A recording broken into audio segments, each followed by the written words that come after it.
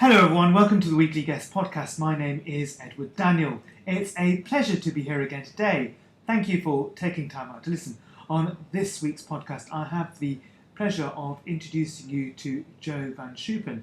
Joe Van Schuppen is a costume and wardrobe designer and art director. Welcome, Joe. How are you?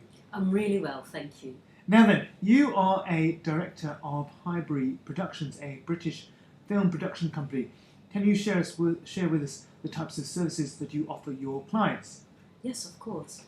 The first thing I do is I offer a bespoke tailoring service, and I mainly concentrate on occasional wear and bridal wear.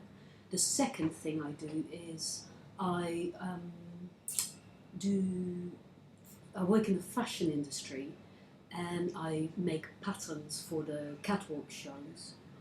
I work as a costume designer for theatre and for opera, and the other thing I do is I work as a pattern cutter and draper for the British film industry, or for American blockbusters mainly.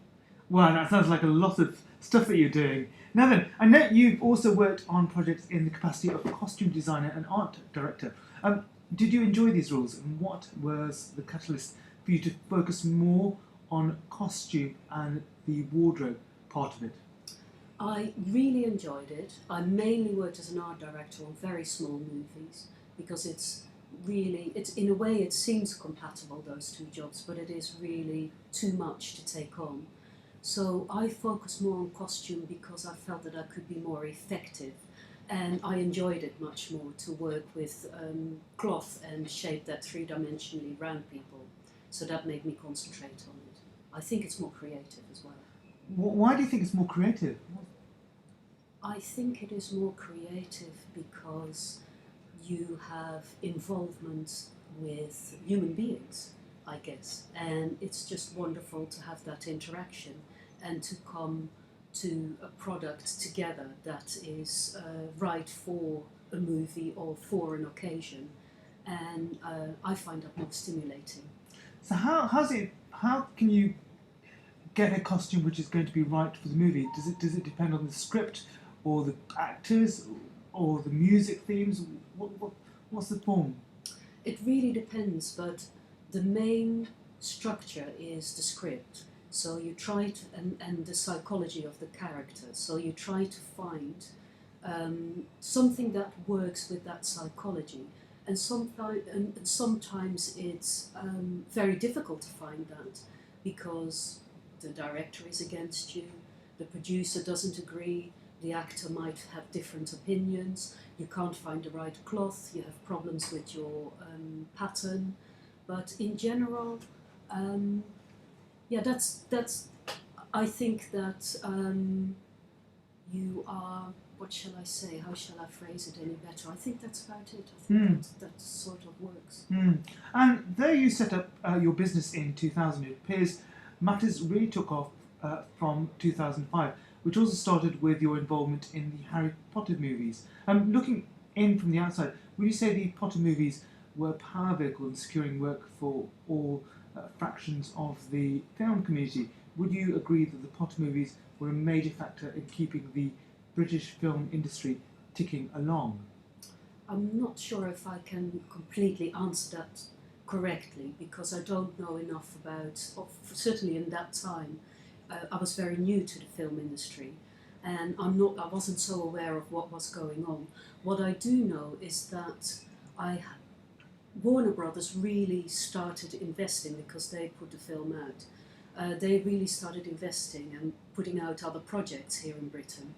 I really admired the producers of Harry Potter, because they really secured a family environment, and they really protected us against aggressive Hollywood. And what they did was that everybody could excel in their different disciplines and protected them.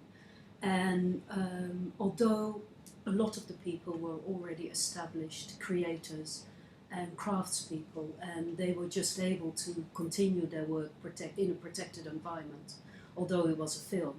But and you still had to meet deadlines. But it was very, very interesting to work on that. It was my first movie, and I was really, although I'd worked for years in the fashion industry, I was a new kept secret really I was a kept secret to a lot of people, and for me it was fantastic, and it was certainly a launch pad for me. Now, you trained in the fashion design at the Academy of Arts in Breda in Holland. Can you share with us your career's progression since then? Was your foray into the film costume world a natural next step from the fashion development journey? Not really, but it feels that way somehow. I wanted to. I felt that I didn't have enough experience, so I came for work experience to the UK, and I thought I would do that for 3 months.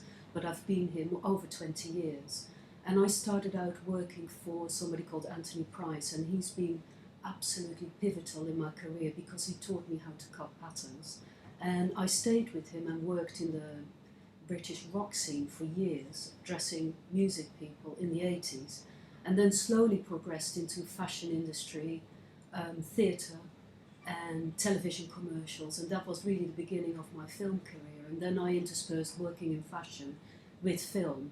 And the other pivotal person was Vivienne Westwood, because she exposed me to people in the film industry as they would come to her to borrow clothes, and that's how I built up some of my connections. Now, you mentioned you worked with Vivienne Westwood. What was that like? What did you take away from that particular experience? Lots of different things. I thought it was a fantastic experience, just because there was so much freedom to create your own projects. The other thing that was interesting was that I worked on what they called special orders, and there's bespoke line. And what it meant was that I met a lot of different clients, very much Hollywood A-list, celebrities, actors, but also ordinary people who would have saved up all their life for a corset to get married in. Because at the time Vivienne was not as prolific in special orders and dressing celebrities, and I built that up together with somebody else in the special orders department. And in Davy Street we used to dress brides, and we did about 40 weddings a year, and nobody knew about that. It was just not very well marketed. And the other thing I took away from it to do with what I just talked about was more about my social skills, but to do with my creative skills, she really taught me how to think upside down and to abandon my traditional cutting methods and really open up to approaching a project in a different way. And that's been extremely helpful, because it means that you work and cut with much more flair. So in a tricky situation, which happens most of the time in the film industry, you have much more to fall back on to solve the problem. Or, for instance, very simply to turn a garment upside down or inside out to see what that creatively will bring to the design. And I think that's one of the reasons why a lot of people ask me to come and work for them, because I just don't give up. I just keep on trying to find the best solution for that particular garment. And she taught me that. Brilliant. Now, given the diverse film projects you've been involved in, it obviously involves you having to travel somewhat, depending on where the film is in production. Have you found that this to be a disadvantage in further developing your production company? Is this an unavoidable factor, or do you have a team that looks after the other business elements or things? There's a lot of questions. I think the first thing I have to say, yes. Let me have a look at that again. And I'm not wearing my glasses, so I'm going to put them on. Where was it again? Yes, I do travel, and it's an unnecessary evil, I should say, or that's not really what you asked me. It's a disadvantage to developing my company. I'm just not developing it. And there is a team sometimes travelling with me that looks after me. Sometimes there's a team back home that looks after me or looks after my affairs. But it is very primitive and basic, and I think that's where I am. That's why I am still almost operating solely. Wow, okay. And I note Highbury Productions Limited website is currently under construction. What can we expect to see on your new website? Will you be using it to showcase your expertise through the various projects you've been associated with? I'm not sure what to do with that. On the one hand, I really want to continue with the website because it is such an incredible tool for people to check out what you're doing and what is available. But I'm scared that it will attract people that just want a copy of what you've done already. And as it is the clothing, I'm not so interested to repeat what has been done before, as it involves decorating, and nobody wants to decorate oneself in what everybody else has. And so I'm wondering if I need a tool that's a bit more simplified.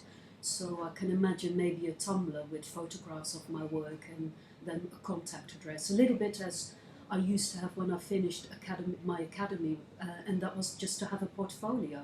And it used to be just a sheet of paper, then it became a CD-ROM, and then maybe now it is on a tablet in a Tumblr form.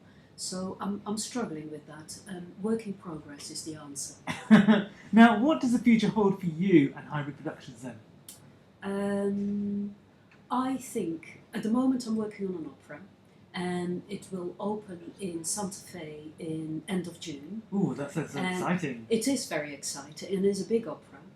And which opera is it? It's the Grand Duchess of Gerolstein. It's an Offenbach opera, and we are setting it in around turn of the century, with a big wink to now. Or it's very popular to mix two eras together, and it's all about a woman who loves a man in a uniform.